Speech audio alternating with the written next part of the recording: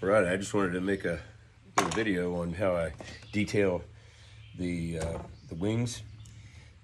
After I get done with the chainsaw, I just use the saw really to get that basic shape in there. And once I get that, I'm kind of done with the saw at that point.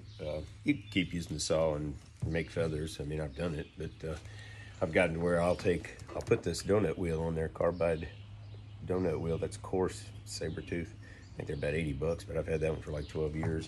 And I'll shape that whole wing in the way I want it, get the shape real nice, and then I'll go in with 60 grit sanding wheel like that and smooth it up real nice. After it's nice and smooth, I can take my pencil and I can really draw on that nice. I can lay those feathers in just the way I want them. And you know, if you have to erase, you just go back to the sanding wheel, erase, and go back and keep laying them in until you're happy. And then once I get them all laid in, the first thing I'll do is cut those first feather tips in. And they're just basically little triangles. And I used to do that with the saw, but it leaves it so rough that you know, you got to go in there and clean it up, and it just burns up a lot of time. I finally went and grabbed my jigsaw, and I'll buzz those things out, and they're super clean right off the bat. And so once I get those in, and you know, I've got my feather tips my feathers drawn in there, I'll start laying in the shadow line for each feather with this as far as I can go up to that next row. And then once I get up as close as I can without running into the next row, I use the Dremel with that little sanding drum on the end, and I can get up there, you know, pretty close. And after that, I get the die grinder, and I can kind of really punch in there and get a nice shadow effect.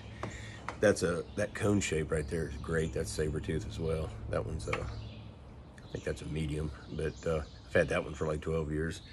And that shape right there, I use like 80% of the time. I can use it on, you know, bare noses and claws and you know, like feather, anything that you have to do that you want to get some detail in there with. And I just like that shape. It's nice and it's just straight. And there's another shape called the flame. I didn't find that as effective, but this is a really good bit too.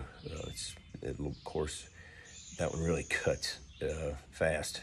It would be good for oak and stuff. It's a little aggressive for the white pine, but it will remove stuff really quick. But you got to go back. I might as well use the chainsaw when we use this. So I'm gonna get one in medium, but that shape is awesome. And then this is a great little shape right here for reaching in little places and keeping it nice and flat. And I can get between those wings where I want to have some muscle definition in his back or whatever. But that's a great one too. Yeah, those are the basic. Oh yeah, and the chisel. I'll take that chisel, and where each row of feathers come, you know, the tips of the feathers have to be rounded. So, you know, I'll go in, and to make it a little quicker, I'll take that V and I'll punch in between each feather. And I don't spend, you know, I just knock a little dent in it really, and it's kind of a place to get started. Then I take these smaller bits for this Dremel, and there's one that's kind of like a little cone shape. And I can get in there, and I already have like a little pocket to get in, and then all I have to do is round up out of each one of those, and you can hit those pretty quick. And it's like, you know, that's why it's fun to carve like this, because you can, you know, if you had to use chisels and stuff to do this, it would take you forever. But you know, learning how to use your tools effectively so that you can get that speed, that's really where you can make money.